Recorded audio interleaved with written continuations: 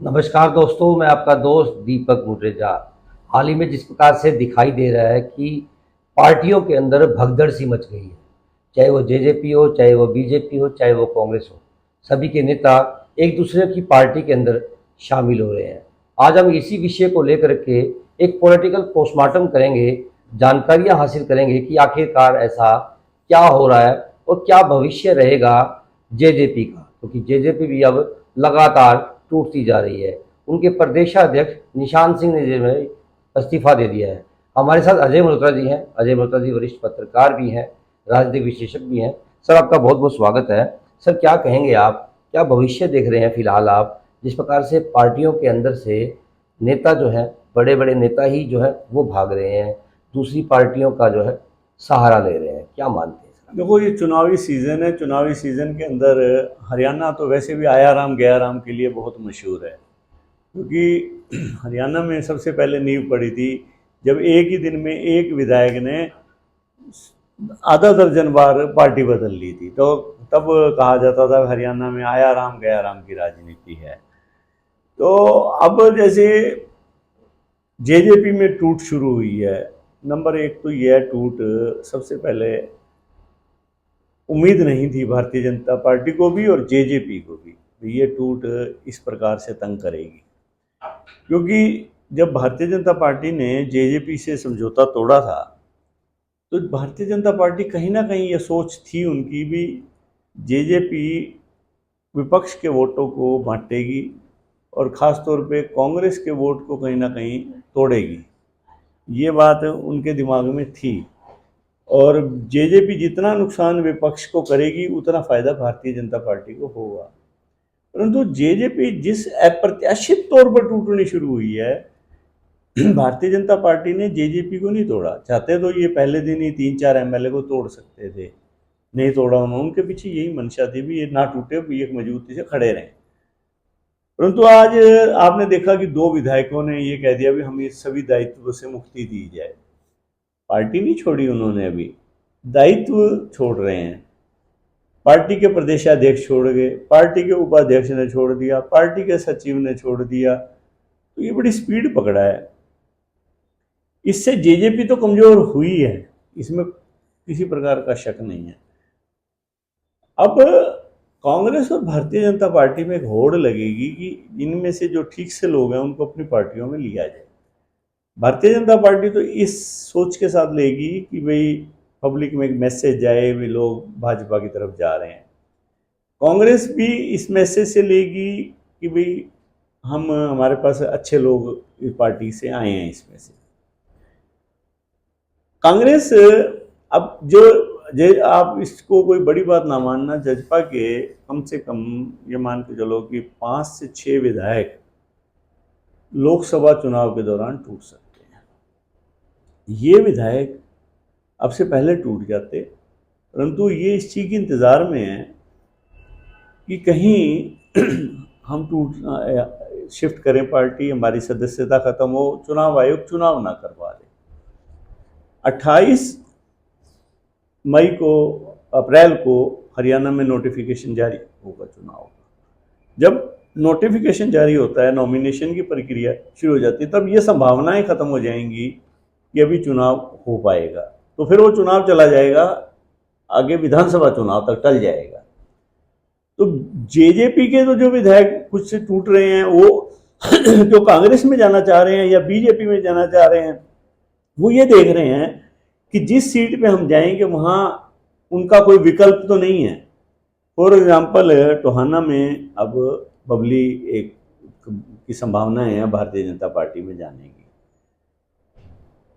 क्योंकि अब निशांत सिंह है। अब वो निशांत सिंह चाहेंगे कि मैं कांग्रेस में चला जाऊं ताकि कांग्रेस की टिकट पे चुनाव लड़ लूं। इसी तरह जुलाना के एमएलए हैं, वो चाहेंगे भी मैं कांग्रेस में चला जाऊं, क्योंकि जाट बेल्ट में कांग्रेस मजबूती से चल रही है।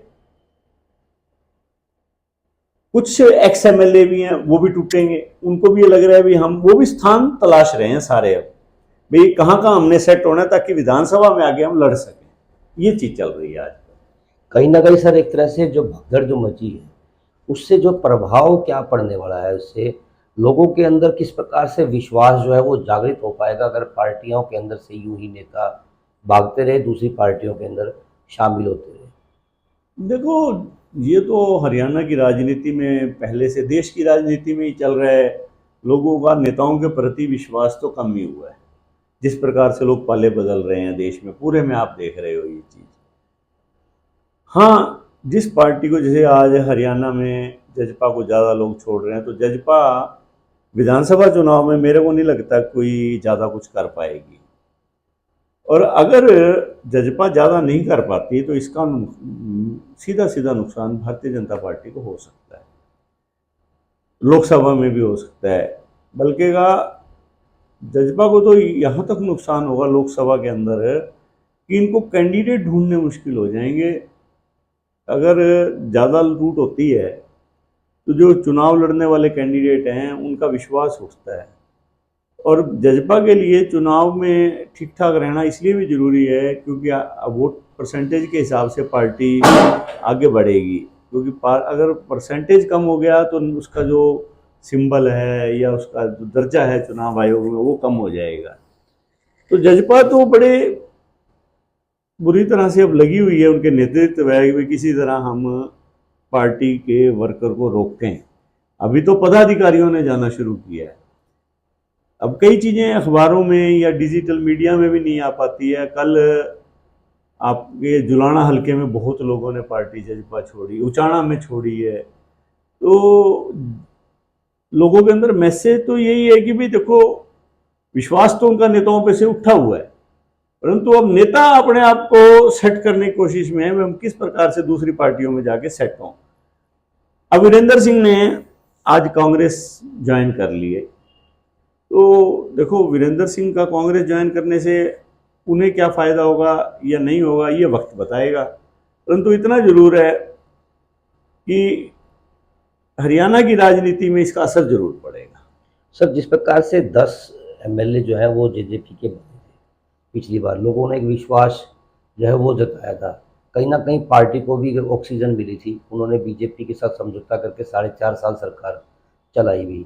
अब जिस प्रकार से लगातार उनके विधायक भी जो है वो भी दायित्वों से इस्तीफे भी दे रहे हैं, प्रदेशाध्यक्ष का पार्टी का छोड़ जाना, क्या मानते हो भविष्य जो है वो जेजेपी का क्या दिख रहा है सर? क्या स्थिति जो है वो बीजेपी जेजेपी की बनेगी? देखो, कहीं ना कहीं गलती तो जेजेपी नेतृत्व की रही है, दुष्यंत चौटाला जी की। भारतीय जनता पार्टी ने उनको पूरी पावर दी थी। ये नहीं है कि उन्हें पावर नहीं दी थी, उनको मंत्रालय भी दिए।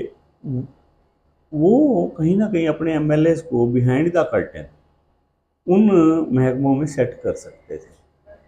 अब एमएलए की बिल्कुल नहीं चली, वर्कर की बिल्कुल सुनवाई नहीं हुई, तो ये चीज़ें थी जो उसने उसको नुकसान पहुंचाया है। और आज जेजेपी ऐसे पोजीशन में आके खड़ी हो गई है कि अब उनको ये समझ नहीं आ रहा कि हम क्या करें।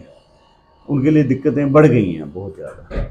सर, एक चीज़ मैं आपसे और भी जानना चाहूँगा, जिस प्रकार से बीजेपी को क्या नुकसान हो सकता है, क्योंकि अभी फ़िलहाल जिस प्रकार से अफवाहें हैं, लोग समझ रहे हैं, लोगों के अंदर चर्चाएं हैं कि बेशक से जेजेपी और बीजेपी का समझौता टूट गया, लेकिन अभी भी जेजेपी के जो चेयरमैन बनाए गए थे या अन्य कोई बनाए गए थे, वो सभी आज भी जो है काम कर रहे हैं, सभी की सभी। चाहे चेयरमैन की बात की जाए, जो अलग अलग जगहों पे चेयरमैन बनाए गए थे वो आज भी हैं।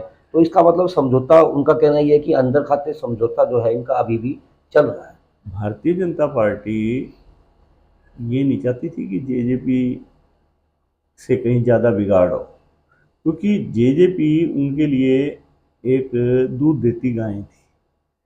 अगर जेजेपी मजबूत रहती है और अलग से लड़ती है तो विपक्ष का वोट बढ़ता है ना। अब भारतीय जनता पार्टी ने ये नहीं सोचा था कि इस कदर भी वोट गिर जाएगा उनका। अगर वो वोट टूटता है बुरी तरह से तो उसका नुकसान किसको है? सबसे ज़्यादा भारतीय जनता पार्टी को नुकसान है, क्योंकि वो वोट फिर टूट के कहाँ जा रहा है? वो कांग्रेस की तरफ जाता है। चाहे लीडर्स इधर आ जाएंगे कुछ, परंतु वोटर जिस तरह का जो किसान है, जाट है, वो ज़्यादा फिर कांग्रेस की तरफ शिफ्ट करेगा। तो ये चीज़ भारतीय जनता पार्टी और जेजेपी की कैलकुलेशंस से कहीं ना कहीं परे हो गई है बात। ये उनकी कैलकुलेशन में नहीं थी कहीं।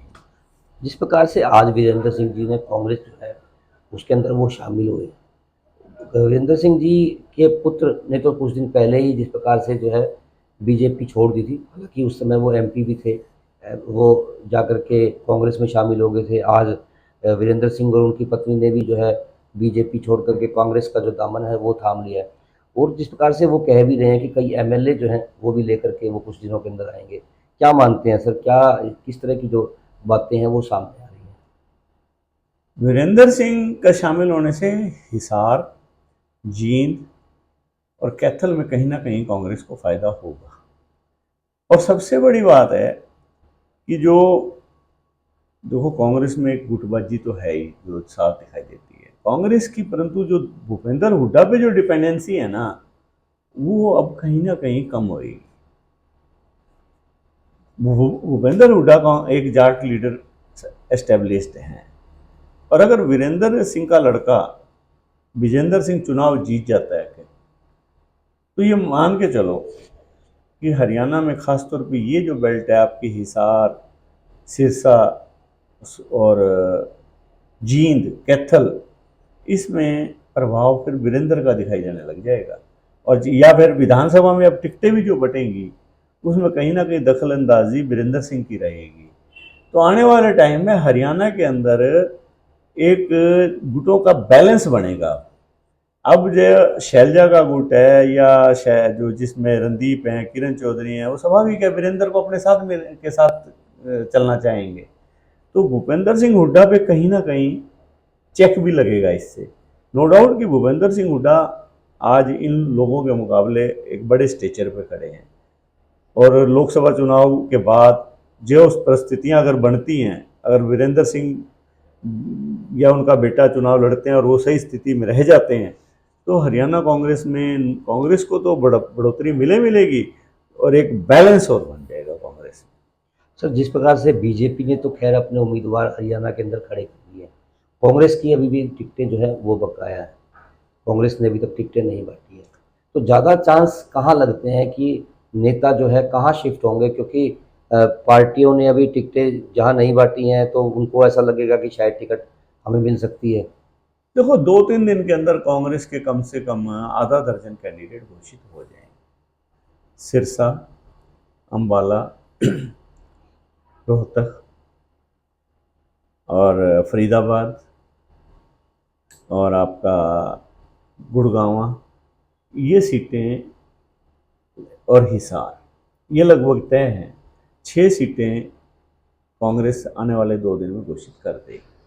2-3 सीटें रह जाएंगी जिन पे आगे विचार के बाद का समीकरण देखेंगे ये लोग। मेरी सूचना ये है कि आने वाले 2-3 दिन में 6 सीटें और फिर 3 सीटें उनसे आगे 3-4 दिन में घोषित होंगी, क्योंकि पहले तो वीरेंद्र सिंह का शामिल होना था, फिर कांग्रेस हाईकमान जो महाराष्ट्र में गठबंधन है और पार्टियों से, जैसे नेशनल कॉन्फ्रेंस से उनका गठबंधन हुआ है, आरजेडी से, ये अब गठबंधन की सारी दरी बीत चुकी है। अब वो जहाँ जहाँ उनके हिस्से की सीटें आई हैं, अब वो अपने कैंडिडेट खड़े करने शुरू करेंगे, और मेरे को ये लगता है कि आने वाले 3-4 दिन में काफ़ी हद तक सीटें डिक्लेयर हो जाएंगी। माना जा सकता है सर, क्योंकि भगदड़ें हुई हैं पार्टियों से, जिस प्रकार से जेजेपी से नेता जो है वो भाग करके कांग्रेस और बीजेपी में शामिल हो रहे हैं, तो आने वाले समय के अंदर मुकाबला जो है वो दोनों पार्टियों में देखने में मिलेगा और कहीं ना कहीं चुनाव जो है वो काफ़ी रोचक साबित होगा। देखो, हरियाणा में अब ये चीज़ क्लियर पिक्चर उभर के आ रही है। अब की बार चुनाव सीधा सीधा भारतीय जनता पार्टी और कांग्रेस के बीच में रहेगा और कहीं और चुनाव नहीं जाएगा। इन दोनों के बीच में डायरेक्ट फाइट रहेगी अब की बार, कांग्रेस और भारतीय जनता पार्टी।